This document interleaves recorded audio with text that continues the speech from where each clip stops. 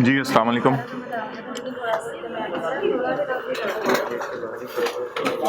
अच्छा ठीक है ओके।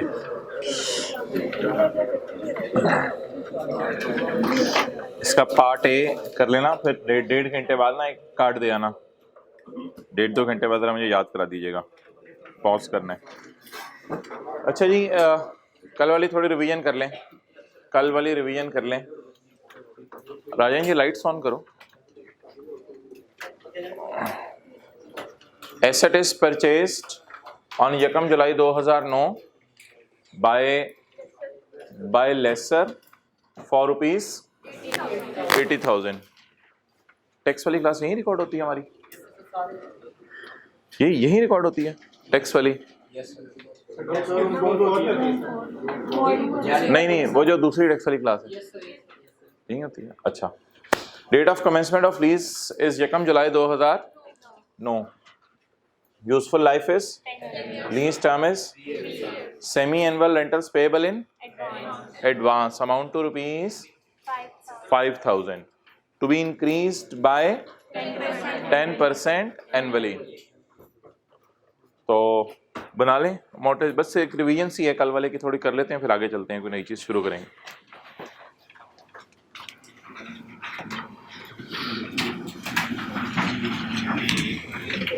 अच्छा, ज़बानी पहले टेस्ट लगा लें, लाइट ऑफ कर दो, लेकिन इधर मौजूद रहना पड़ेगा, किसी को फिर भेज दो लाइट ऑन ऑफ करने के लिए।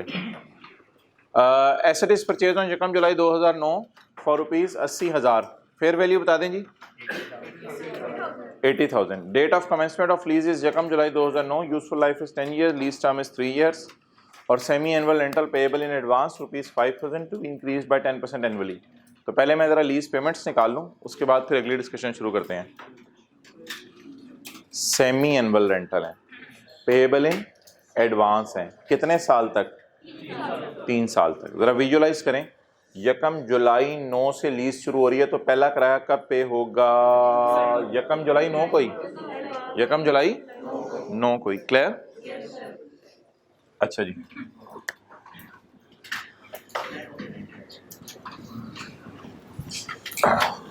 चेयर ले लेना।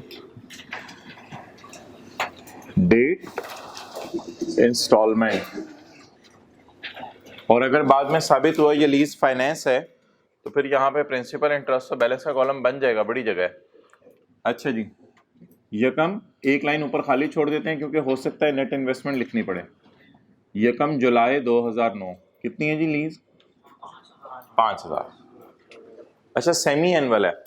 1 जुलाई 2009 के बाद जो अगला किराया होगा बता दें कब होगा? नहीं, 31 दिसंबर 9 नहीं, सोचे 1 जनवरी 10, इधर देखें ना, 1 जुलाई 9, इसके बाद 6 महीने कब आएंगे? बोले 1 जनवरी 10। क्लियर? अच्छा, वैसे ये बता दें कि 3 साल में किराए कितने होंगे? 6 किराए होंगे। अगला किराया कब आएगा? 1 जुलाई 10। 10% इंक्रीज होने। इधर आओ, semi annual rental payable in advance rupees 5,000, ये सेमी एनुअल है, लेकिन इंक्रीज एनुअल है। किराया क्या है? सेमी एनुअल है, ये 6 महीने का किराया है, लेकिन इंक्रीज कितने अरसे बाद हुआ करेगा? मालिक के मकान किराएदार को जैसे कहता है, इंक्रीज कितने अरसे बाद हुआ करेगा? साल बाद। लेकिन ये किराया कितने महीने के? 6 महीने का। आ जाओ बताएं जी। अब जब मैं 1 जुलाई 10 पे खड़ा हूं तो साल पूरा हो गया, साल पूरा हो गया, तो किराया बढ़ाने का टाइम आ गया। 5,000 इंटू 110% कर दें, 5,000 इंटू 110%, 55,000। अभी किराया सेम रखें, क्यों? क्योंकि साल पूरा नहीं हुआ। अच्छा जी, अब जब अगली किस्त पे हो गई तो 2 किस्तें पे हो गई, 2 किस्तें पे हो गई, अब फिर साल पूरा हो गया। अब 1 जुलाई 2011, 5500 इंटू 110%, 6050, और 1 जनवरी 12, 60 टोटल 33 100 नहीं उधर ही रखो।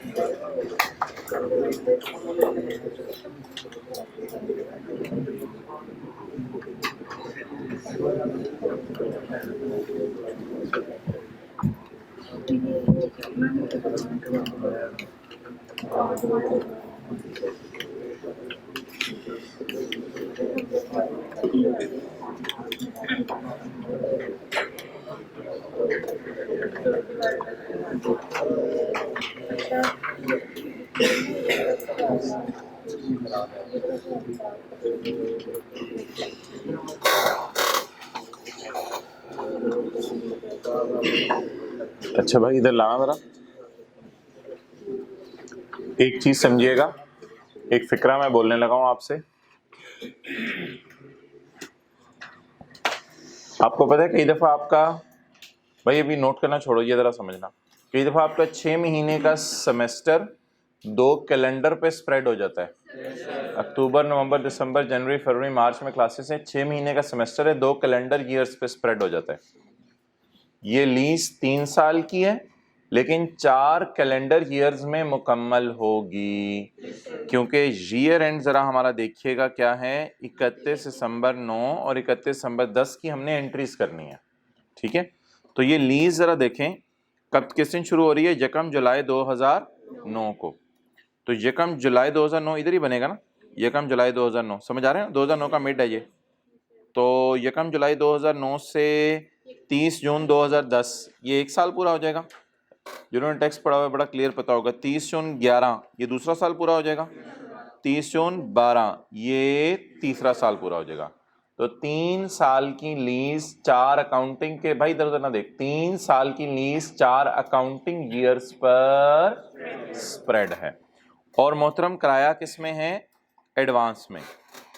अच्छा ये जो एडवांस का किराया होता है ना, वैसी एक बात कर रहा हूं, आप एसेट इस्तेमाल करते हैं 6 महीने, किराया दे देते हैं पहले, इसे कहते हैं एडवांस किराया।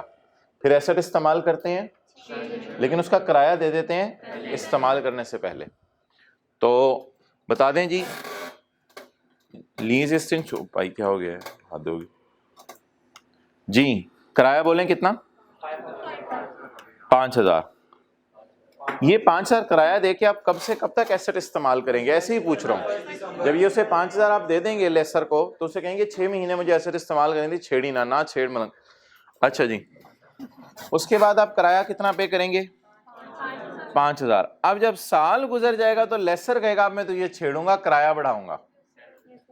तो अब आप इस दिन कितना किराया पे करेंगे, 5500। इस दिन 5500।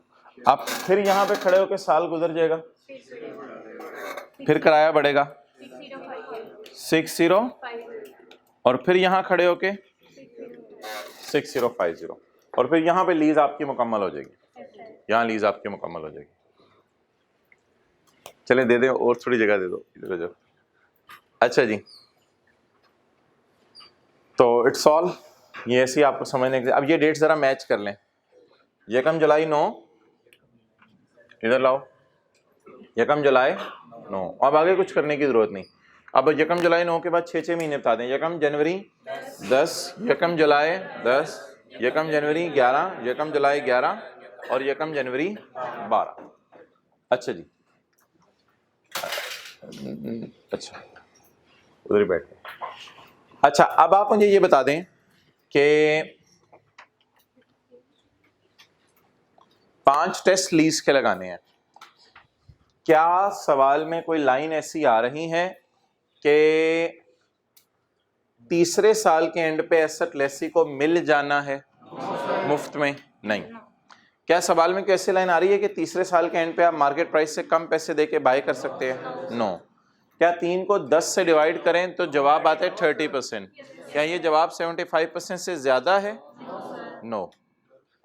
अच्छा, डिस्काउंट रेट गिवन नहीं है, मजबूरन कैलकुलेटर पे मजबूरन कैलकुलेटर पर 33,100 को फेयर वैल्यू से डिवाइड कर लेते हैं, 41%। अगर लीज पेमेंट को फेयर वैल्यू से डिवाइड करें तो जवाब 41 आ रहा है, तो फिर जब प्रेजेंट वैल्यू लेंगे लीज पेमेंट की वो तो 33,000 से भी कम हो जाएंगी, तो फिर और ज्यादा परसेंटेज गिर जाएगी। इसलिए ये भी बात नहीं है, ये चौथे सवाल का जवाब ही नो आ गया। ऐसा कोई स्पेशल नेचर का पांचों का जवाब नो होगा तो लीज क्या होगी? Operating lease. ओके, अब ऑपरेटिंग लीज की एंट्रीज करनी है। ऑपरेटिंग लीज होती क्या है? Keep asset in your books, asset आप अपनी किताबों में रखें। एक याद रखिएगा, ये 16 का नोट कल वाले सवाल का हमारा बनवाना रह गया, वो आज वाले सवाल में बना लेंगे। ओके चलें, बस एक थोड़ी सी रिवीजन थी और कुछ भी नहीं है अभी सवाल में। तो मोहतरम ये क्या है? आया कमाया की फिगर तो निकाली, वो तो स्ट्रेट लाइन में हमें निकालनी पड़ेगी, ठीक है। तो एक मैं लफ्ज बोलने लगा हूं, 3 साल में कितने 6 मंथ्स के पीरियड आएंगे? 3 साल में कितने 6 मंथ्स के पीरियड आएंगे? 6। इसलिए किससे डिवाइड करें? 6 से। रेंटल इनकम पर 6 मंथ निकाल लें। रेंटल इनकम पर 6 मंथ 33,100 डिवाइडेड बाय 6, 5517। अब 5517 आपने इधर निकाल लिया, जरा इसको 6 से जरब दो।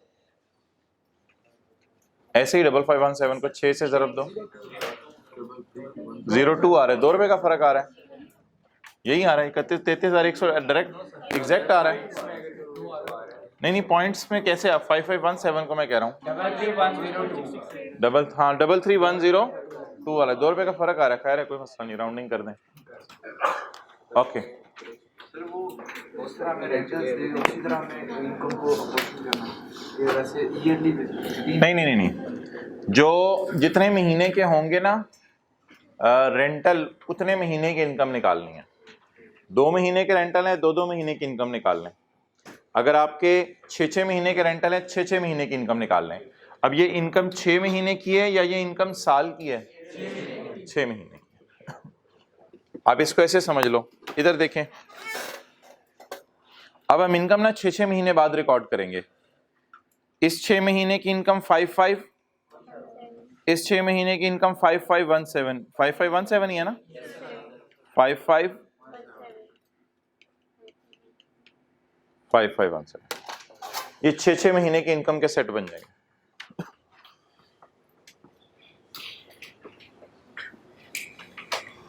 ओके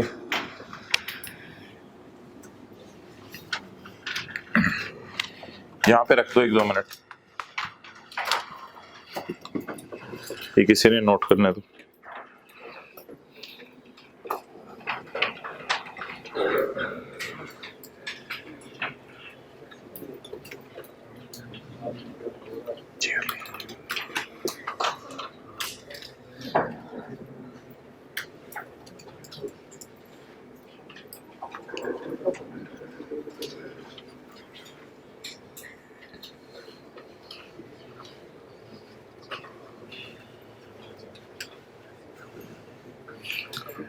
घर वाले ये तो नहीं समझते क्रिकेट खेलने जा रहा है।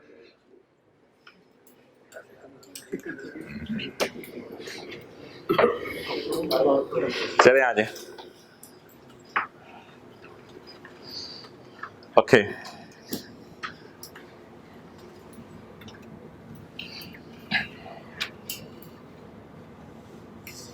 जो भी कंपनी का नाम हो, एक्स लिमिटेड, जर्नल एंट्रीज कर लेते हैं।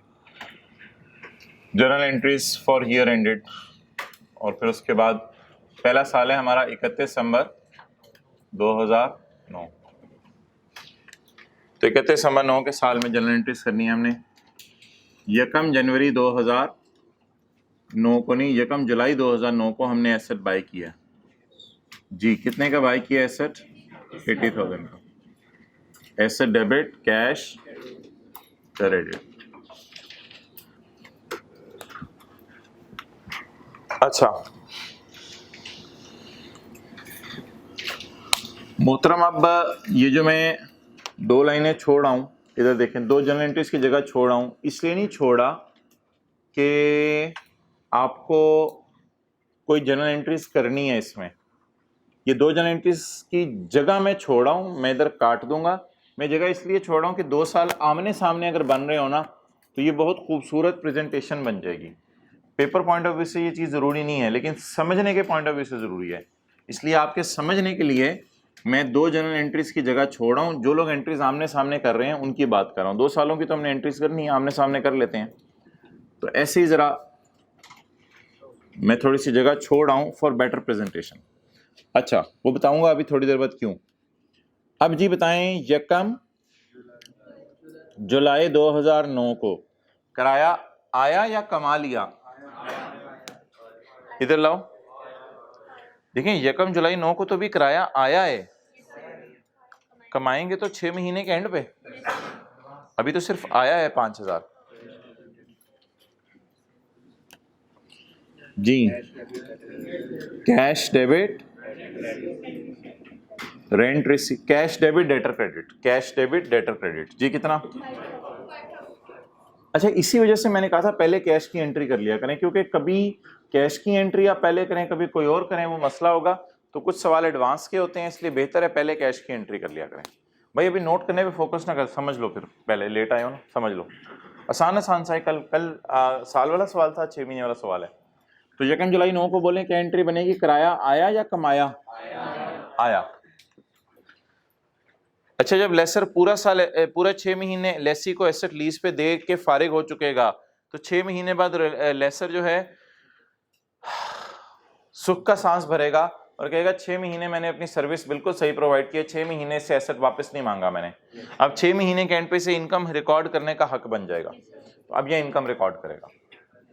तो बता दें 1 जुलाई 9 के 6 महीने कब पूरे होंगे? 31 दिसंबर 2000। कल 2 बड़े मजे के सवाल हैं छोटे छोटे लीज के टेस्ट में, वो दीजिएगा। 31 दिसंबर 2009 बताएं जी। Debtor debit, income credit. Receivable book करने का हक इसलिए मिल गया कि साल खत्म हो गया है। रेंटल इनकम क्रेडिट जी 5517। चलें जी, बस मेरी तरफ से इतना ही था। अब एक दफा ऊपर देख लें। एक एंट्री आपने यहां करनी है, अभी मैं नहीं बता रहा कौन सी, वो आपको पता है। एक सेकंड। एक एंट्री आपने यहां करनी है, यहां पे आपने कोई एंट्री नहीं करनी है अगले साल। एक यहाँ पे करनी है, एक यहाँ पे करनी है, एक यहाँ पे करनी है, एक यहाँ पे करनी है और एक यहाँ पे। ठीक है, 5 मिनट ले लें, जनरल एंट्रीज पूरी कर दें। समझ आ गई आपको बात? कोई नहीं, आमने सामने आप नहीं करे तो कोई मसला नहीं, नीचे कर दें एंट्रीज जी। बिल्कुल, पहली तो वो करो ना।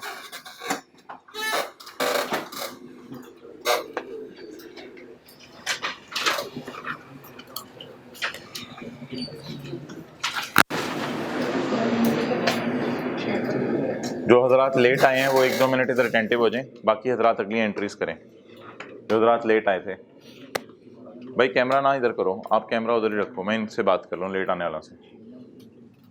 ये लाइट ऑन कर दूँ। एसेट खरीदा 1 जुलाई 2009 को 80,000 रुपये का। बस इधर देखें यार, लेट आने वाले 80,000 का एसेट खरीदा है, 1 जुलाई 9 को ही किराए पे दे दिया। 3 साल की लीज है। पहले हमने 5 टेस्ट लगा के चेक किया था तो ये ऑपरेटिंग लीज बनी थी। 10 साल इसकी लाइफ है। किराया 5,000 है सेमी एनुअल, किराया 5,000 है सेमी एनुअल, लेकिन 6 महीने के शुरू में पे होना है, लेकिन बढ़ना साल बाद है। ये किराया 5,000 का 6 महीने के, लेकिन बढ़ना साल बाद है। अब देख लो इधर, 1 जुलाई 9 को लीज शुरू हो रही है 31 दिसंबर 9 को, हमारा साल खत्म हो रहा है, पहला साल। तो यकम जुलाई 9 को किराया 5000, फिर 6 महीने पूरे हो जाएंगे एडवांस में किराया। यकम बोलो बोलो बोलो बोलो, यकम जनवरी 10 को 5000 ही देंगे। लेकिन अब साल इधर पूरा हो गया, हमारा अकाउंटिंग ईयर तो पूरा नहीं हुआ, लेकिन लीज का तो साल पूरा हो गया ना। तो अब किराया 5500, फिर किराया 6050 6050। तो कल जैसा सवाल है। अब इन सबको जमा करके 6 महीने के स्लैब थे, तो 6 पे डिवाइड कर दिया, तो रेंटल इनकम पर मंथ निकल आई, पर 6 मंथ। आगे कल वाला काम है, कर ली दोनों सालों की एंट्री, तो हाथ खड़े कर दें। बस मैंने कहा था ये एक रिवीजन सी करानी है, कर लें, जल्दी जल्दी कर लेना, खुद करें। पहले कैश डेबिट डेटर क्रेडिट, फिर डेटर डेबिट सेल क्रेडिट।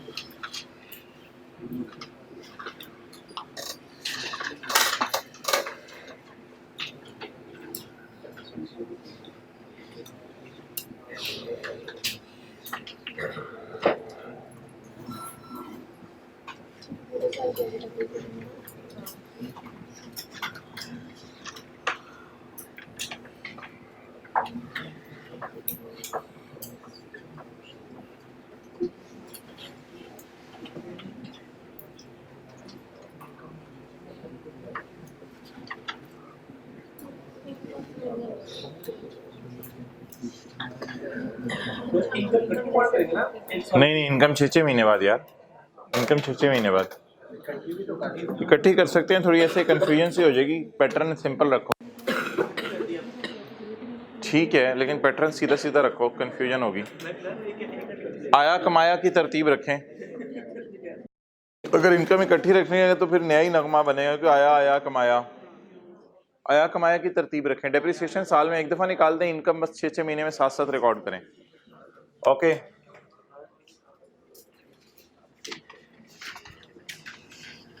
चलें जी। 31 दिसंबर 2009 डेप्रिसिएशन डेबिट, लेकिन भाई हमने एसेट खरीदा ही यकम जुलाई 9 को है, तो फिर 31 दिसंबर 10 तक सिर्फ 31 दिसंबर 9 तक से 6 महीने इस्तेमाल हुआ है। 80,000 divide by life into 6 by 4,000। Okay,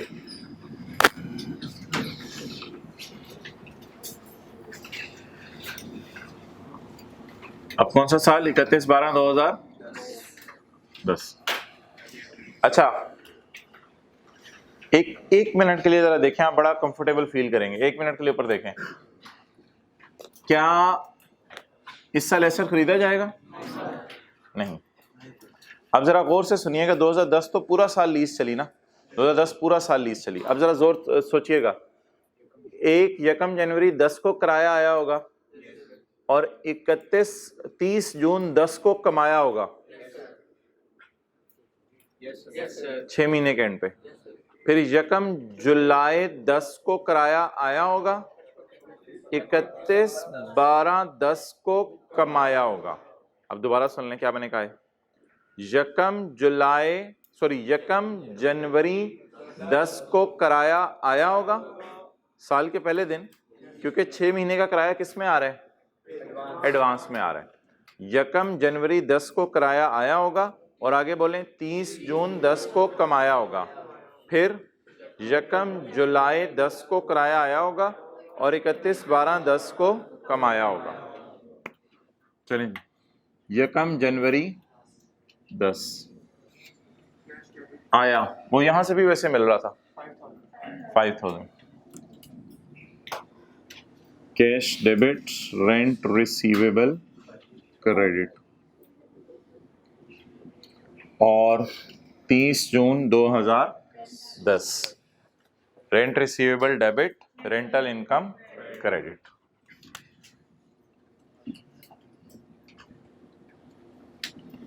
छह महीने के एंड पे मैं इनकम बना रहा हूं। रेंटल इनकम कितना जी? 5517। ओके, अब जी यकम जुलाई 10 को, ये जो अगले 6 महीने हैं साल के, यकम जुलाई 10 को कराया आया कैश डेबिट और रेंट रिसीवेबल क्रेडिट 5500। और 31 दिसंबर 10 रेंट रिसीवेबल डेबिट और रेंटल इनकम क्रेडिट 55। अब शायद आपको पता चल गया हो कि एंट्रीज का पैटर्न ऐसे क्यों रखा था। असल में ना 2009 में लीज शुरू नहीं हुई थी पहले 6 महीने, तो इसलिए मैंने ये जगह खाली छोड़ दी थी। लेकिन 10 में तो पूरा साल लीज चली, इसलिए देखें एंट्रीज बड़ी कंसिस्टेंट सी हैं। पिछले साल तो यकम जनवरी को कोई किराया नहीं आया था, पिछले साल 30 जून को तो लीज शुरू ही नहीं हुई थी। हाँ, पिछले साल यकम जुलाई 9 से शुरू हुई थी, तो आया कमाया पिछले साल 2 दफा, फिर इधर आया कमाया, आया कमाया, ये 4 एंट्रीज होंगी। और 31 दिसंबर 10 डेप्रिसिएशन डेबिट, कमर एडिप्शन क्रेडिट। इस वजह से कि इस साल तो एसेट पूरा साल इस्तेमाल हुआ।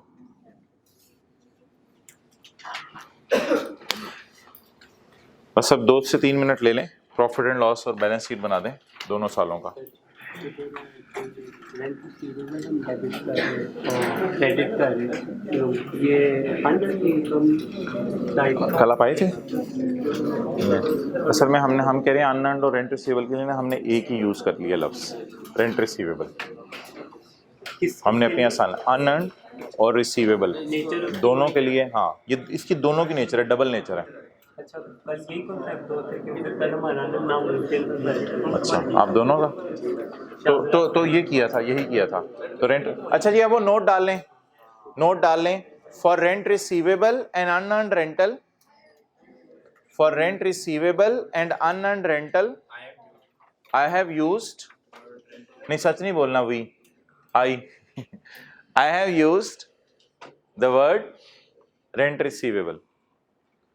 For rent receivable and unearned rental, I have used the word rent receivable.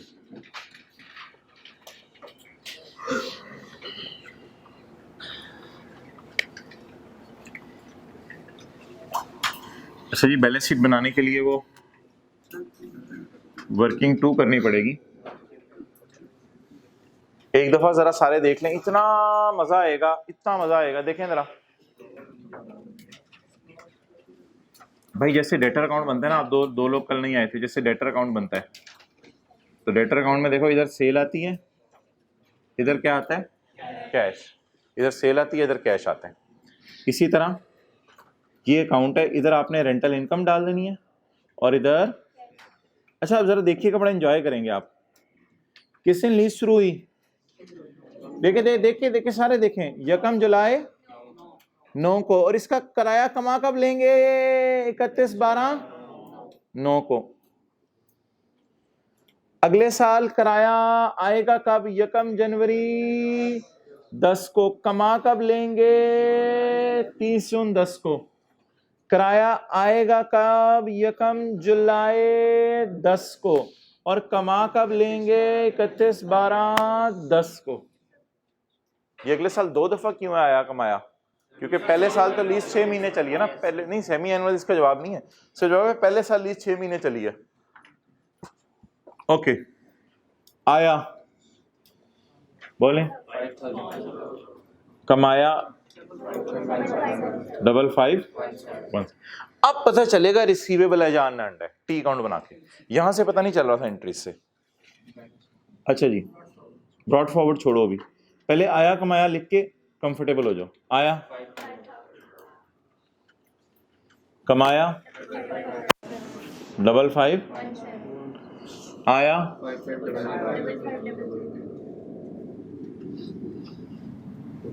कमाया 5517। अच्छा जी, अब कैरी डाउन निकालते हैं। अगर कैरी डाउन आ गया ना इस साइड पे, तो इसका नाम पड़ जाएगा रेंट रिसीवेबल, जैसे लेटर का कैरी डाउन इधर आता है। अगर इधर आ गया तो इसका नाम पड़ जाएगा अनअर्न्ड, लेकिन अकाउंट का नाम बदलने की जरूरत नहीं है, वो एक नोट दे दिया हमने। अच्छा जी, अब बताएं कैरी डाउन किधर आ रहे हैं? नॉर्मल साइड पे शुक्र है आ रहा है आज, तो इसलिए छोटा सा अपने याद रखने के लिए हम लिख लेते हैं रिसीवेबल, क्योंकि कल इधर आया था तो नाम लिखा था अनअर्न्ड।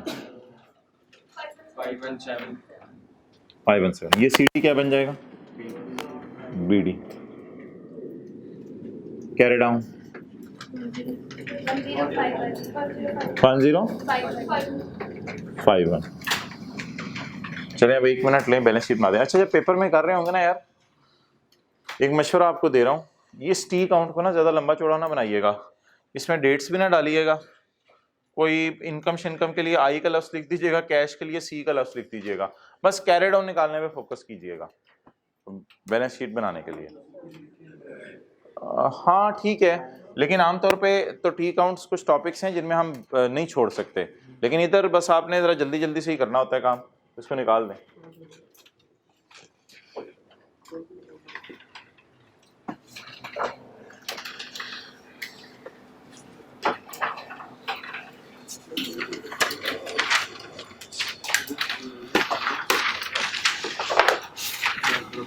यार ये तरीका नहीं होता वैसे, ये दुख होता है। कई दफ़ा लोग इस तरह करते हैं, यकम जुलाई 9 कैश 5000। नहीं, जिस पैटर्न पे हम चले थे आप खुद प्लान करें। पहले जिस तरह मैंने डेट्स डाली थी, यकम जुलाई 9 31/12/9, उस तरह लिखें। फिर ये आया यकम जनवरी 10 को होगा, आया होगा अपने 30 जून 10 को कमाया होगा, फिर यकम जुलाई 9 को आया होगा, फिर 31/12/10 को कमाया होगा। पहले डेट्स लिख ली, फिर उसके बाद फिगर्स ले ली।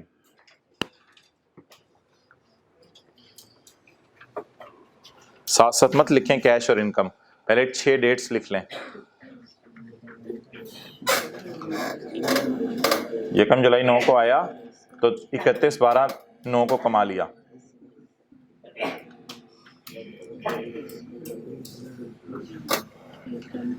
अब डबल अंडरलाइन लगा के पहला साल क्लोज, अगला साल एक लाइन ब्रॉड डाउन के लिए छोड़ के, अगले साल यकम जनवरी 10 को आया होगा और इसके 6 महीने के एंड पे कमाया होगा। 6 महीने का एंड बनेगा एग्जैक्ट 30 जून 10।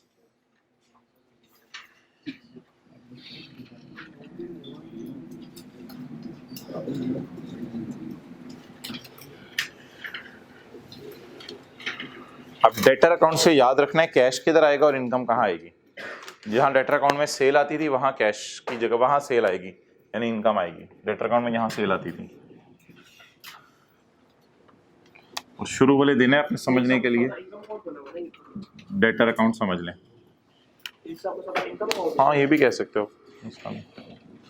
ओके, बना लिया होगा आपने profit loss balance sheet, SOCI statement of comprehensive income, या इसको P&L भी कहते हैं।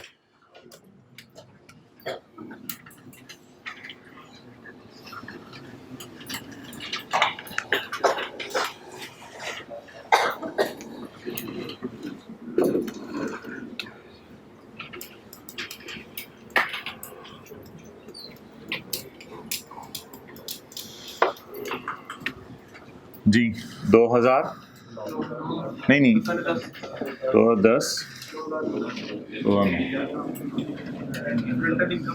डेप्रिसिएशन एक्सपेंस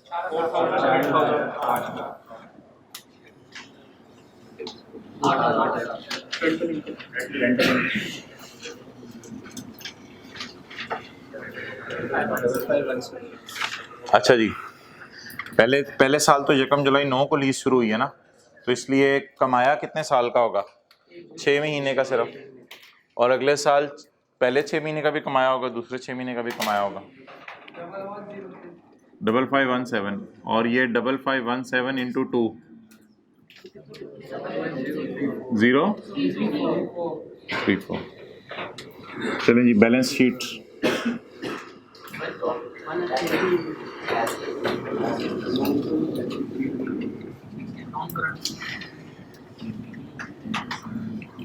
अच्छा, ये ऑर्गेनाइजेशन अलग से शो नहीं करती लेसर के, मैंने लीज पे दिए हुए हैं। ये जो हमारे बाकी सारे पीपीज होते हैं उन्हीं के साथ ही शो हो रहा होता है। हमारे सारे पीपी जो अपने पीपी हैं उन्हीं के साथ ये भी शो हो जाता है। प्रॉपर्टी, हाँ ये 16 में property plan and equipment 2009-2010 80 minus 4 कितना आ गया?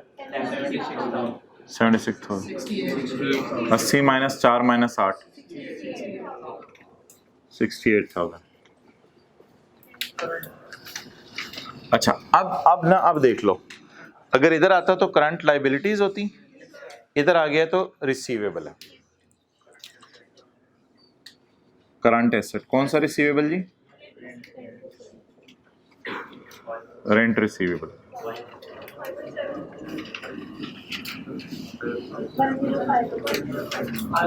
105।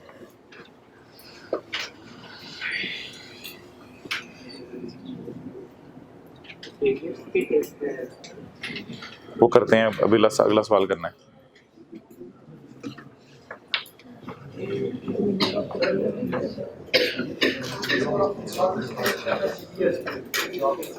डिवाइड किससे करना है?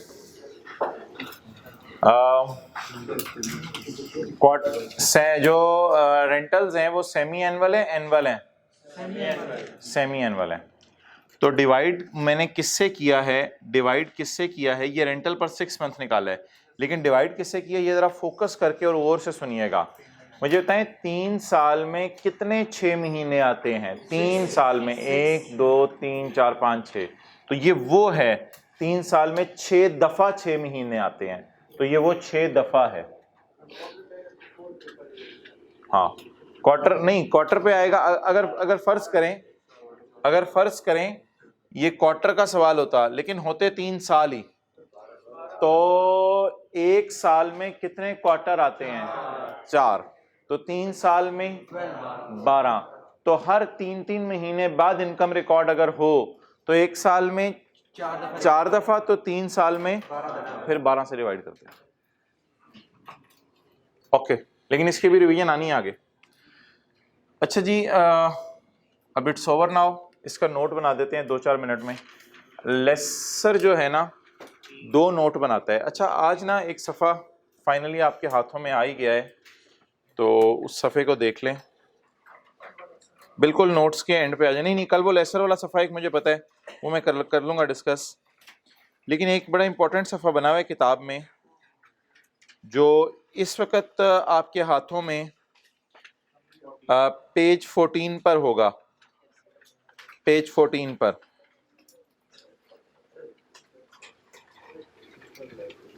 आज के जो नोट्स हैं उसमें पेज 14 पर होगा। कोई नहीं भाई, कल वाला कॉन्सेप्ट ही करें, आ जाओ बैठ जाओ। अच्छा,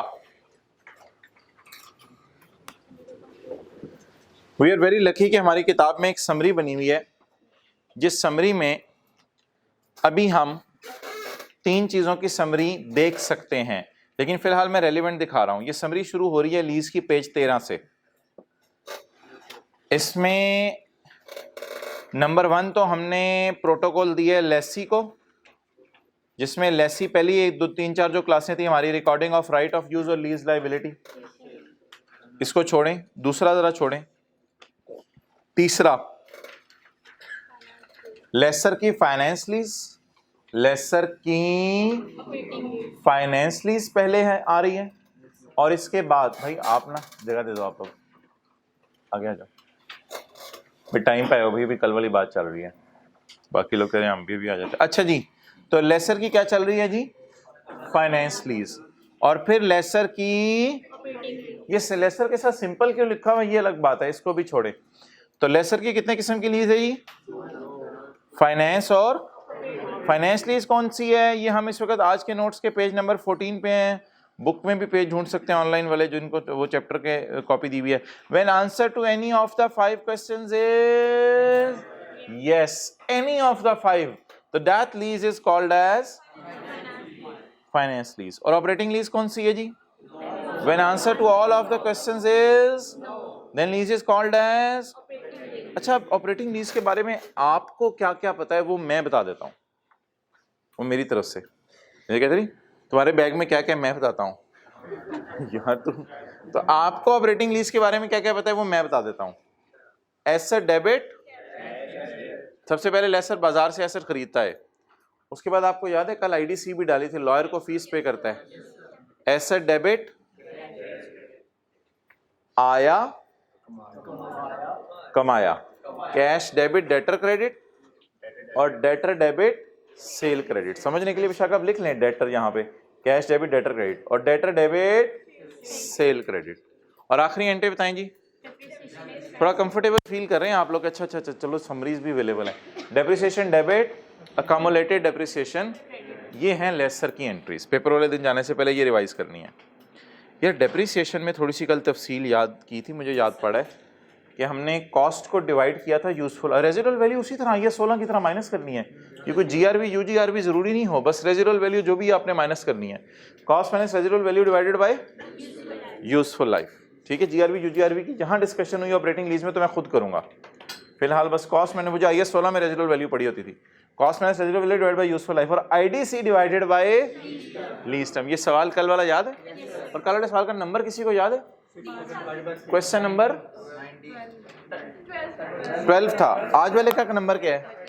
13. फिर कल वाले का 12 था. देख लें question 12 lecture notes. Question 12 lecture notes में इस तरह डेफिनेशन निकली हुई है. क्वेश्चन 12 लेक्चर नोट्स में इस तरह डेफिनेशन के आगे, डेफिनेशन के आगे. अच्छा जी, और एक नोट डालना होता है हमने जर्नल एंट्रीज करते हुए. For both rent receivable and I have used the word. अच्छा जी, पी एंड एल में क्या आता है? सर ये देख लें, रेंटल इनकम नजर आ रही है मुझे, और ये डेप्रिसिएशन नजर आ रही है. तो पी एंड एल में क्या आता है? रेंटल इनकम और डेप्रिसिएशन. और बैलेंस शीट में, बैलेंस शीट में क्या आता है? पीपी आता है, लेकिन आइए 16 लगा के नॉर्मल पीपी, और या तो रेंट रिसीवेबल या अनअर्न्ड रेंटल इनकम. इधर साथ साथ देखो. अच्छा यार, ये नोट मैंने कल बताया था दो बनते हैं.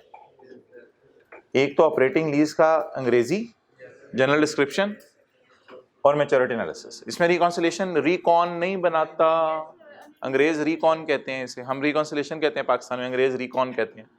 तो रिकॉन नहीं बनाता. कौन नहीं बनाता? ऑपरेटिंग लीज में लेसर.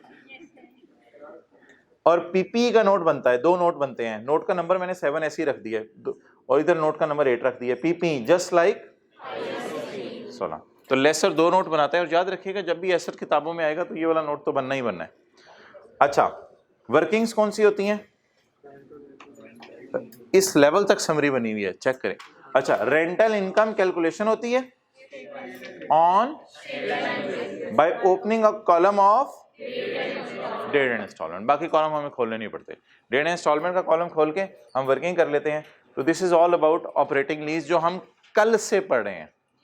कल से, परसों तो फाइनेंस ऑपरेटिंग में डिफरेंस पड़ा था, कल से ये एंट्रीज, ये पी एंड एल और ये बैलेंस शीट बना रहे हैं. एक होमवर्क के सवाल में भी आपने किया था. तो अब सिर्फ क्या बनाना है? P and L balance sheet बन गया, सर नोट बनाना है. लेकिन इनिशियल डायरेक्ट कॉस्ट कल लिखी हुई थी एब्रीविएशन कल के सवाल में. इनिशियल डायरेक्ट कॉस्ट, लॉयर वगैरह की फीस. अच्छा जी, अब नोट बना देते हैं मैच्योरिटी एनालिसिस का और पीपी का. 1 साल का बना दें. इनिशियल डायरेक्ट कॉस्ट, लॉयर वगैरह की फीस.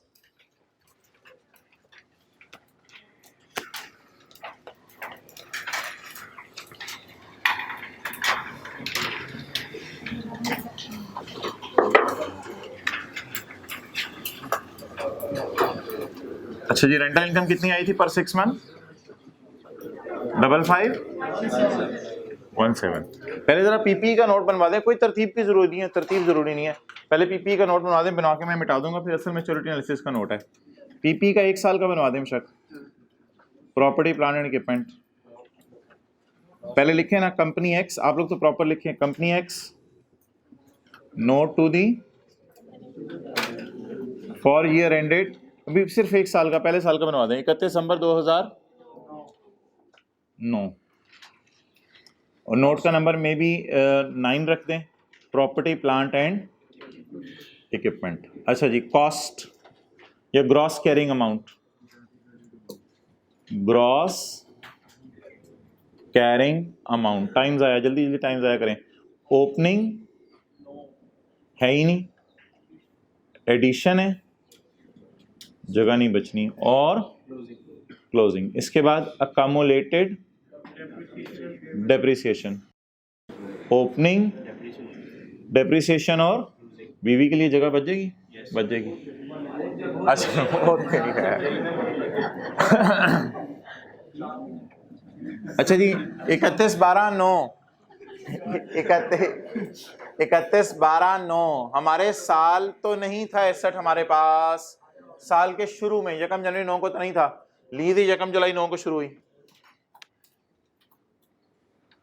अच्छा जी, एडिशन,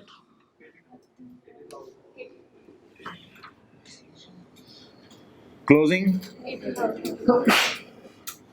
80,000 जी, अकोमोडेशन। अच्छा 1 मिनट भाई, एक चीज देखो, इधर देख भाई भाई भाई भाई भाई, ये जब 31/12/9 लिखा होता है तो ओपनिंग से मुराद आप क्या लेते हो? 1 जनवरी 9, 1 जनवरी 9, तो 1 जनवरी 9 को तो ऐसे था ही नहीं हमारे पास, कितना आ गया? 0। डेप्रिसिएशन 4000 और क्लोजिंग 4000, काफी जगह बच गई है।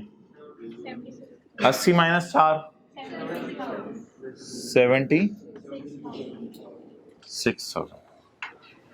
और शायद आपको अगर नेस्ले की फाइनेंशियल स्टेटमेंट्स याद हो तो मोहतरम फिर यहाँ पे नोट 9 ऐसे उन्होंने रेफर करके लिखा होता था, पैकेजेस की फाइनेंशियल स्टेटमेंट नोट 9 उन्होंने ऐसे करके लिखा होता था। नोट 9 में जाके 76,000 का ब्रेकअप देख लो।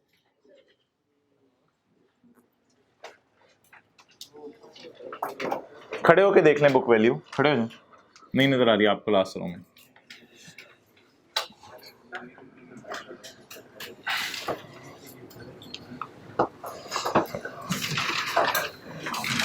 इकतीस 12/9 का नोट बना दें, मैच्योरिटी एनालिसिस।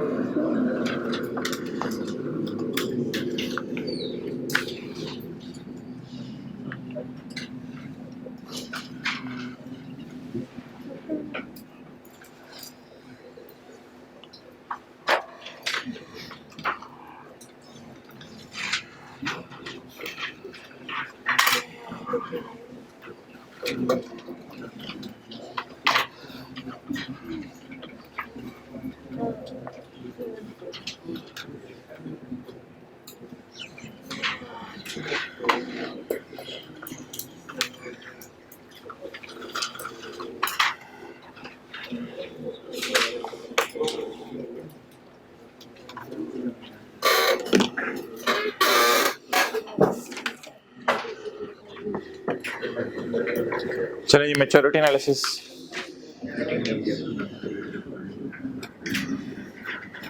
भाई यहां तक नजर आ रहा था?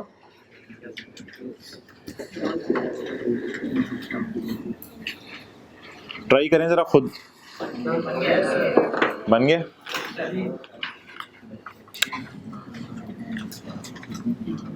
Company X note to the financial statements और सारा करके वो उसी में जाके मिसाल के तौर पे नोट नंबर 10 ऑपरेटिंग जी बताएं 10.1 the company has entered into an operating lease over a period of 3 years. Lease payments are payable semi-annually in advance. बस ठीक है, इतना साथ वाले ने पूरी जिंदगी इंग्लिश का लफ्ज़ लिखते रहना। चेक करें जरा, लिखी है इंग्लिश, वो वाला 7 वाला बताएं जिसने ये इंग्लिश ही लिखा है बस, ENGLI दिखाएं 7 वाला ENGLI। अच्छा 10.1 जनरल डिस्क्रिप्शन वगैरह आ जाएगी। 10.2 मैच्योरिटी एनालिसिस,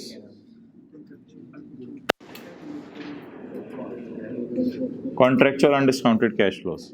ओके, हमारे साल की पेमेंट के नीचे लाइन लगानी है। वी आर वेरी लकी कि हमारा साल और कैलेंडर ईयर सेम है। तो 31/12/9 के साल में बताएं कौन सी पेमेंट हुई है। सोचे 31/12/9 के साल में कौन सी पेमेंट हुई है। 31/12/9 के साल में सिर्फ ये एक पेमेंट हुई है। वी आर वेरी लकी कि कैलेंडर ईयर ही हमारा ईयर एंड है। 2010 की सारी पेमेंट्स लेस देन 1 ईयर में आ जाएंगी। 2011 की सारी पेमेंट्स 1 to 2 में आ जाएंगी और 2012 की माड़ी पेमेंट भी 2 to 3 इयर्स में आ जाएगी। तो 2010 की पेमेंट्स और 2011 की पेमेंट्स, तो ये हो जाएगा जी लेस देन 1 ईयर में। 5000 जमा 5500। अकाउंटिंग ईयर एंड के एतबार से बनेगा मैच्योरिटी एनालिसिस या लीज ईयर एंड के एतबार से? अकाउंटिंग ईयर एंड के एतबार से। लीज को नहीं देखेंगे, लीज के साल कब पूरा हो रहा है। लीज का साल तो पता नहीं कब पूरा हो रहा है, 30 जून को पूरा हो रहा है। हमने क्या देखना है? तो सादा सी बात जो बच्चों ने पढ़ी थी, 31/12/9 का नोट बनाने के लिए 31/12/9 लिख लें प्लीज ऊपर। 31/12/9 31/12/9 का नोट बनाने के लिए 31/12/9 की पेमेंट के नीचे तो 10 क्या आ जाएगा? नहीं, करंट ईयर नहीं बोलना यार, करंट पोर्शन का लफ्ज बैलेंस शीट के लिए है। लेस देन 1 ईयर 2010 और 2011 शुक्र है कैलेंडर ईयर है हमारा, और 2012 2 to 3 years. Less than 1 to 2, ये टोटल कितना आया था? Less than 1 10500। अच्छा 1 to 2 5500 जमा 6050। 111550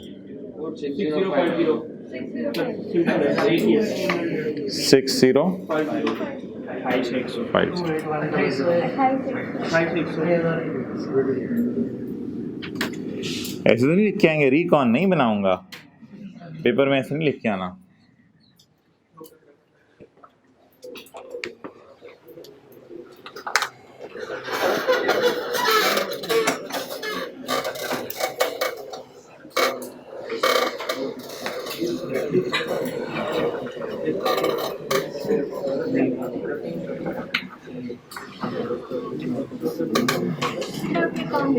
सिस्टम का क्या बताया?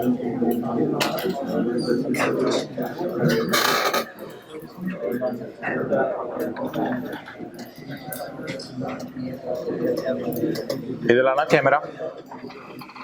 मैं ये कह रहा था भाई,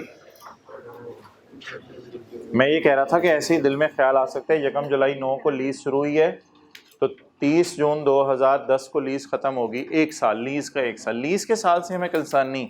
जब हमने मैच्योरिटी एनालिसिस बनाना है तो लीज का 1 साल देखना है या हमारा अकाउंटिंग ईयर का 1 साल।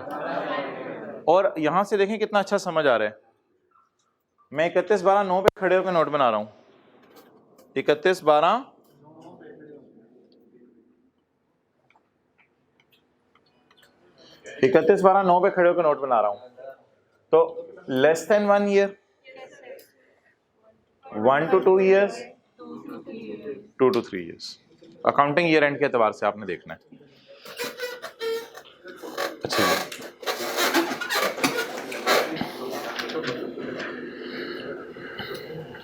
ये जादू देखिएगा, इधर देखते रहिएगा।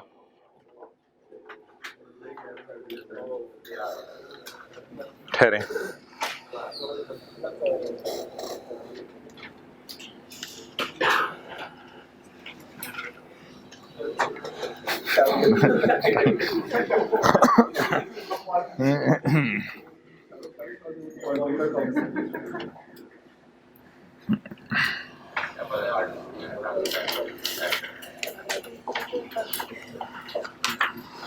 जी अगला सवाल बताएं क्या है।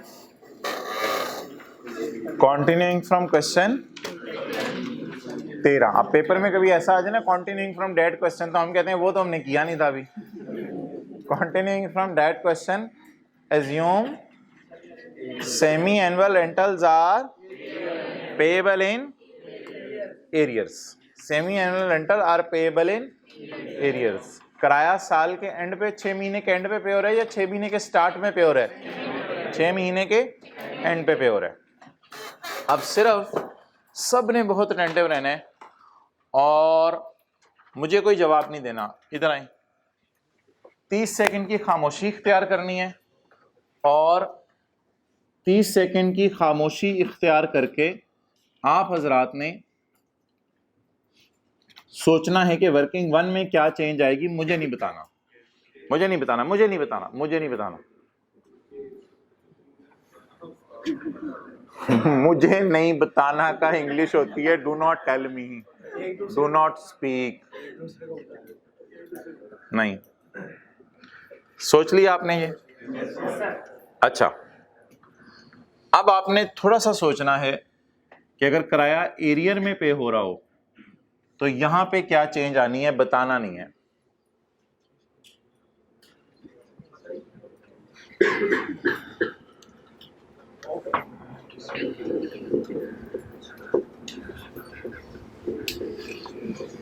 अच्छा जी, ये कौन सा क्वेश्चन है? 14 है। यार आप इस पैटर्न के ना दीवाने हो जाएंगे। बस बस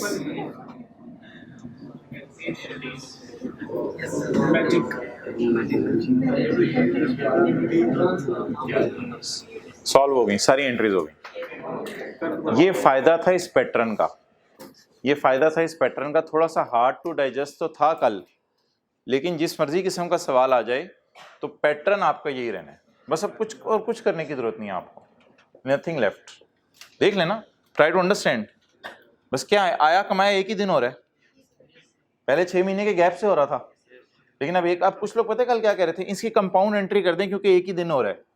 ओ भाई, पैटर्न एक रखो, टाइम सेव करने की कोशिश ना करो, पैटर्न एक रखो ताकि पेपर में डिफरेंट पैटर्न ना सोचने पड़े। तो it's over. Unbelievable, unbelievable for some people, unbelievable. तो अच्छा, बैलेंस शीट 1-2 मिनट के लिए बैलेंस खामोशी इख्तियार करें 1-2 मिनट की। बैलेंस शीट और P&L में चेंज।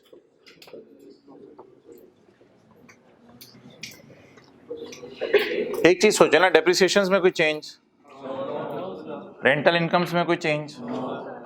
अच्छा हाँ, ये अकाउंट में चेंज आ जाएगी, अकाउंट में चेंज आ जाएगी। आया कमाया, लेकिन कैरेट ऑन तो उधर ही रहा। मैनू ना छेड़ियो, मैनू नहीं छेड़ियो, मैं पीछे पै जाना, मैनू ना छेड़ियो। ठीक है, 30 जून 10 को आया और 10 को ही कमा लिया।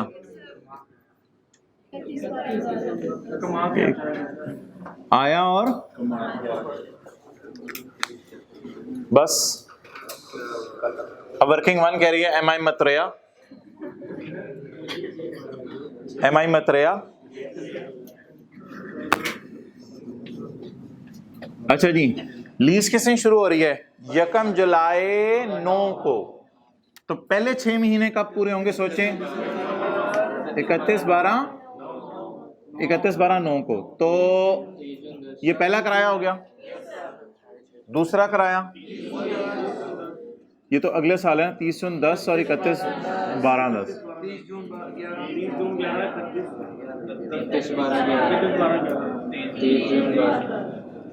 30 जून 12। क्लियर? तो एक पिक्चर खींच लें। वैसे तो इसका सोल्यूशन इसलिए मैंने नीचे दे दिया हुआ है, लेकिन एहतियातन एक पिक्चर खींच लें और पिक्चर खींच के नीचे क्या लिखेंगे आप? Question number 14। वो जो पिक्चर को आप नंबर देते होते हैं, वैसे पिक्चर खींच के तो पिक्चर्स में नंबर नहीं देने की ऑप्शन होती, ढूंढने में आपने आधा टाइम लगा देना है। व्हाट्सएप पे तो खींचेंगे तो आप नीचे ऑप्शन आ जाएगी देने की।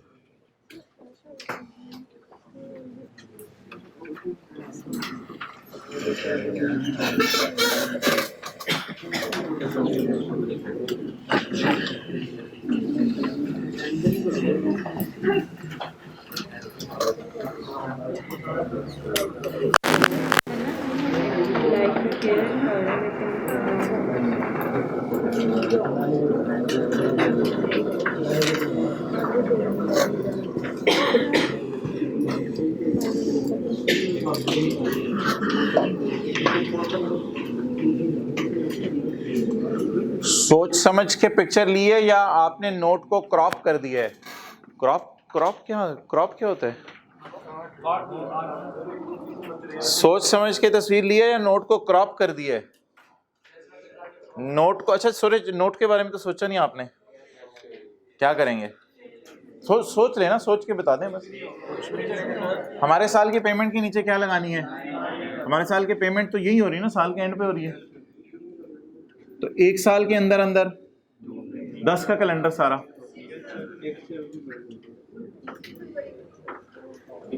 शुक्र है पिक्चर को कुछ करना नहीं पड़ेगा, नोट तो एज इट इज रहेगा, और वो बीवी भी एज इट इज, पीपी वाला भी।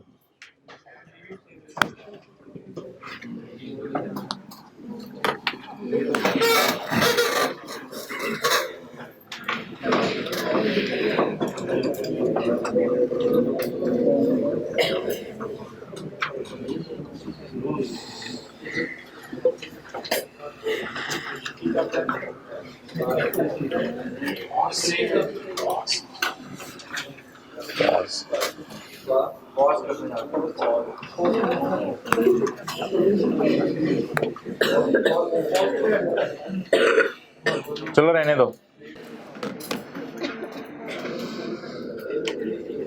कल वाले नोट्स निकालें।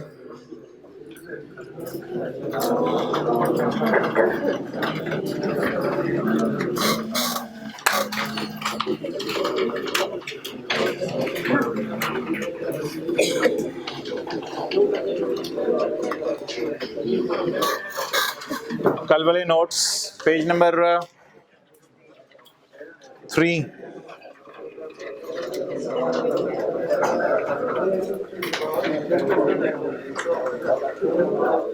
भाई अभी तो 1 मिनट खामोश। अभी तो आपको समरी दिखाई थी ऑपरेटिंग लीज की, लेकिन अब स्टैंडर्ड की लैंग्वेज आपके सामने आ रही है ऑपरेटिंग लीज की।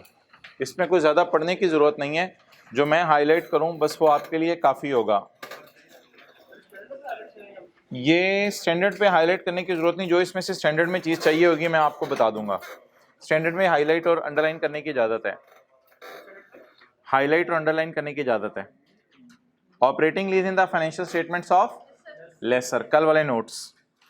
Laser has not transferred the risk and reward to the lessee. ज़्यादा अरसे के लिए उसे नहीं दिया होता ना, तो इसमें रिस्क एंड रिवॉर्ड ट्रांसफर नहीं किए होते। The lessor shall show the leased asset as non current asset in its balance sheet. आपके सामने सब कुछ वो बनी हुई डायग्राम, लेसर बैलेंस शीट की तरफ, बैलेंस शीट में शो कर देगा पीपीई को। बैलेंस शीट में क्या आएगा, प्रॉफिट एंड लॉस में क्या आएगा, asset will be shown in appropriate category of PPE. PPE में ही जाएगा, जैसे ओन्ड एसेट होते हैं आपके। और एज एन, और एज एन। अब इस पे थोड़ी सी बात कर लेते हैं मोहतरम। अगर लेसर ने लैंड या बिल्डिंग किराए पे दी हुई है, IS 40 पढ़ा हुआ है ना आप लोगों ने, लेसर ने अगर लैंड या बिल्डिंग किराए पे दी हुई है, लीज पे दी हुई है, तो वो शो करेगा इन्वेस्टमेंट प्रॉपर्टी में अपनी बैलेंस शीट में। और अगर उसने कोई प्लांट मशीनरी कार लीज पे दी हुई है तो कहाँ शो करेगा? अच्छा, ये क्या बात करना चाह रहा है ये जरा देखिएगा। एक लेसर है जिसकी बैलेंस शीट है, यानी बैंक आमतौर पे लेसर होते हैं। इनकी बैलेंस शीट में पीपी में क्या आ रहा होगा? बोले car given on operating lease, car given on operating lease, ये इसकी बैलेंस शीट में आ रही होगी। Car given on operating lease या machine given on operating lease, कोई भी चीज हो, machine given on operating lease by lessor ही, जाहिर बात है, बैलेंस शीट ऊपर लिख दिया ना मैंने। और इसकी इन्वेस्टमेंट प्रॉपर्टीज भी आती हैं मोहतरम उसी में, क्या कहते हैं, नॉन करंट एसेट्स में। इन्वेस्टमेंट प्रॉपर्टी, इधर बता दें क्या, लैंड और बिल्डिंग, एंड बिल्डिंग भी दोनों चीजें सही हैं, लैंड और बिल्डिंग, बोलें बोलें बोलें, गिवन ऑन ऑपरेटिंग लीज। तो खुदा ना खास्ता अगर कभी पेपर में सवाल आ गया कि यही सवाल जो मैंने अभी कराया है ये, इसमें ये कह दे बिल्डिंग किराए पे दी हुई थी, तो फिर क्या बैलेंस शीट में पीपी का लफ्ज नजर आएगा या बैलेंस शीट में इन्वेस्टमेंट प्रॉपर्टी का लफ्ज नजर आएगा? देखें इधर सवाल सारा यही होता, लेकिन हमने क्या लीज पे दी होती, लैंड या बिल्डिंग। तो फिर यहां पे सिर्फ एक छोटी सी चेंज कर देते, पीपी की जगह क्या लिख देते, इन्वेस्टमेंट प्रॉपर्टी। इन्वेस्टमेंट प्रॉपर्टी को डेप्रिशिएट करना है या नहीं करना, ये अल्लाह का शुक्र है, इन्वेस्टमेंट प्रॉपर्टी की रिवीजन हमने करनी है, उसमें डिस्कशन होगी। ओके ये स्टैंडर्ड हम रिवाइज करेंगे। जल्दी जल्दी जल्दी एक सेकंड लगाएं नोट करने में।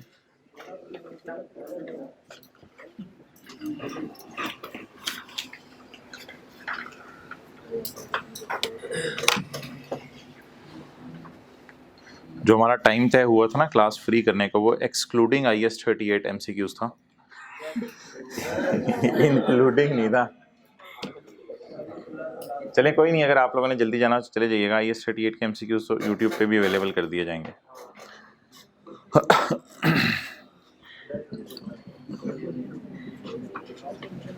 अच्छा जी वापस आ जाएं।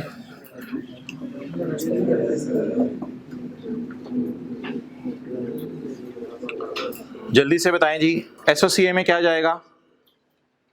The lessors annual SOCI will show number 1 depreciation on the asset as an expense or rental income.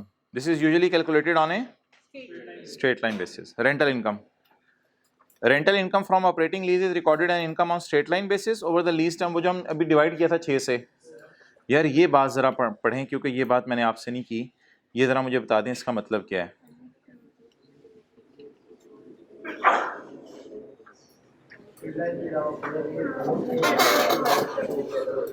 Rental income को बेहतर है किस पे रिकॉर्ड करो, लेकिन आपको ये भी इजाजत है अगर कभी कोई ऐसा सवाल दे दे वो उसमें कह दे कि रेंटल इनकम को स्ट्रेट लाइन बेस पे रिकॉर्ड ना करो, डिमिनिशिंग पे रिकॉर्ड करो या किसी और यूनिट्स प्रोड्यूस पे रिकॉर्ड करो, तो कहते हैं वो भी करना पड़ सकता है, लेकिन आमतौर पे न्यूमेरिकल स्ट्रेट लाइन वाला ही आता है। लेकिन जहन में ये बात होनी चाहिए MCQ के लिए। बोलें क्या? स्टैंडर्ड के पैरा स्टिक करने की जरूरत नहीं है, छोटी छोटी बातें जहन में रह सकती हैं। ये जो मैंने एक आपको ये बात जरा, ये जो मैं स्काई ब्लू कर देता हूँ, जो बातें आपके लिए नई हैं, एक तो ये बात आपके लिए नई थी और एक ये बात आपके लिए नई थी, बाकी बातें तो आपके माइंड में जनरल एंट्रीज करके बार बार आ जाएंगी। थ्योरी के एतबार से ये 2 बातें हाईलाइट कर लें, स्टैंडर्ड पे हाईलाइट करने की कोई ज़रूरत नहीं है, इनको स्टैंडर्ड में जाके ढूंढेंगे, वो तो ढूंढने में इतना टाइम लग जाएगा। जो चीज़ें मैं बताऊँ स्टैंडर्ड में से ढूंढनी है, रिसर्च की मिसालें डेवलप, वो आपने ढूंढा करनी है क्योंकि वो याद नहीं हो सकती, ये तो छोटे छोटे से कॉन्सेप्ट जेन में रह जाएंगे। अच्छा जी, rentals are not segregated into principal and interest. सारी बात है, रेंटल को इंटरेस्ट और प्रिंसिपल में सेग्रीगेट नहीं किया जाता। Rental income of straight line base कैसे होती है? Total lease payments divide by number of installment. ये इंशाल्लाह इसकी रिवीजन करेंगे। Depreciation policy for depreciable leased assets must be consistent with the lessor's normal depreciation policy for similar assets and calculated in accordance with IS 16 and IS 38। IS 38 क्या था? IS 38 हो सकता है आप इंटेंजिबल लीज पे दे दें, तो IS 38 के रूल्स के मुताबिक डेप्रिशिएट कर लें। IDC कल पढ़ी थी, IDC incurred by lessor lawyer fees in negotiating and arranging and operating lease are added to the carrying amount of leased asset। carrying amount से मुराद यहाँ cost ही है, are added to the cost of leased asset। कल हमने cost में add कर दी थी और उसके बाद क्या किया था? and recognized as an expense over the का लीज टर्म पे डिवाइड किया था, लीज टर्म पे on the same basis as lease income। जैसे कि लीज इनकम को जिसने अरसे पे डिवाइड किया था उतने अरसे पे इसको डिवाइड किया था। इम्पेयरमेंट से आप इस एसेट को गुजार सकते हैं, बस कोई मसला नहीं। आपने एसेट लीज पे दिया हो, कोई इंडिकेशन है तो इम्पेयरमेंट से गुजार लें।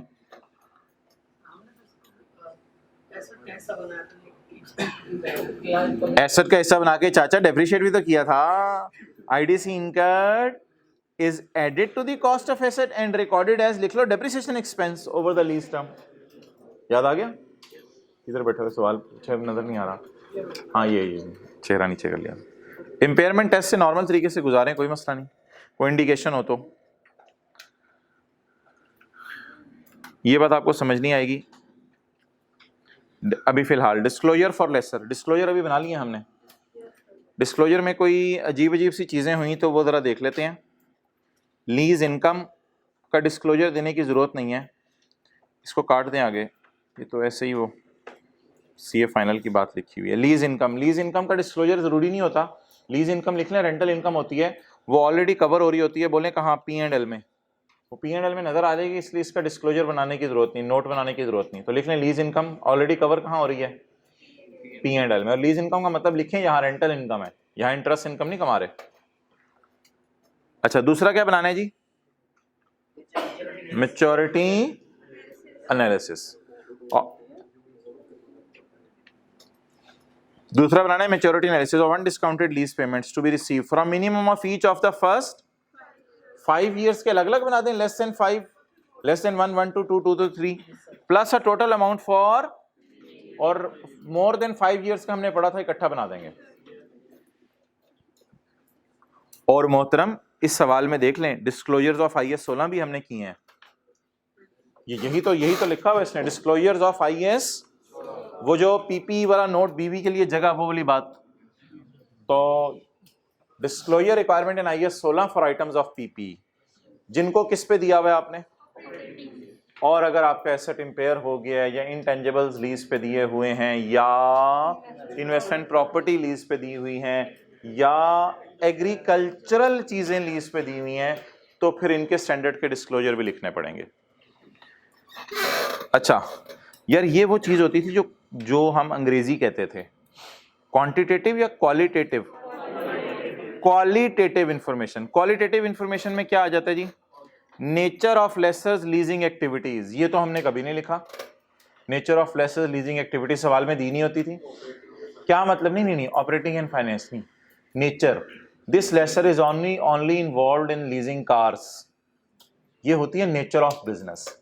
This college is only involved in teaching CA, ये होती है नेचर ऑफ एक्टिविटीज। तो नेचर ऑफ एक्टिविटीज मिसाल के तौर पे, lessor is involved in leasing cars and buildings, ये है नेचर ऑफ एक्टिविटीज। लेसर से आपने पूछा यार तू लीज पे देता है, क्या क्या देता है लीज पे? कहते दुनिया जहान की चीजें देता हूँ। आपने कहा सच्ची सच्ची बता? कहते हो सॉरी, मैं सिर्फ गाड़ियां लीज पे देता हूँ और मशीनें लीज पे देता हूँ, और कोई चीज मैं लीज पे नहीं देता, सॉरी। तो लेसर की अपनी अपनी नेचर हो सकती है बिजनेस की, जितना पैसा सरमाया उसके मुताबिक। तो नेचर से मुराद लिख लें, example given, Habib Bank only leases cars and machines, तो ये हबीब बैंक की नेचर ऑफ लीजिंग एक्टिविटीज है, नेचर ऑफ लीजिंग एक्टिविटीज।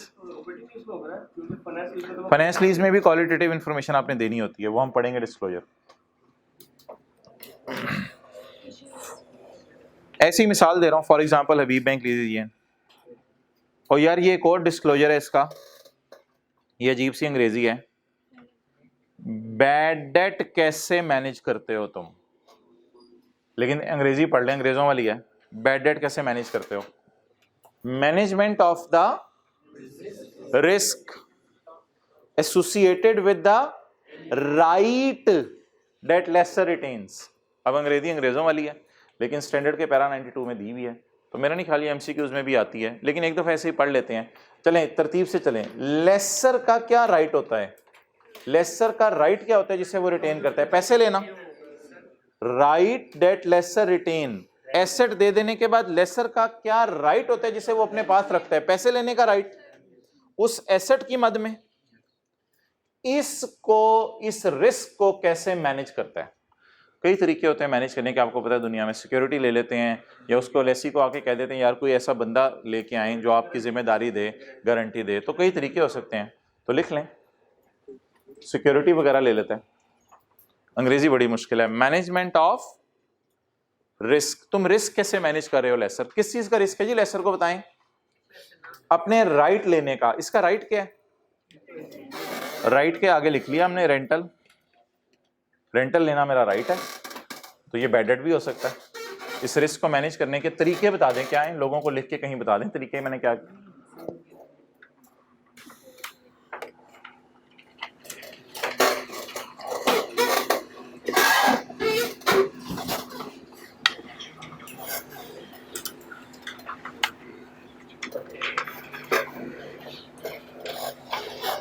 बिस्मिल्लाह पढ़े, अगला सफ़ा खोलें फ्रेश, और ज़रा देखिएगा ये बात जो है वो कैसे आपके दिल के अंदर उतरने लगी है।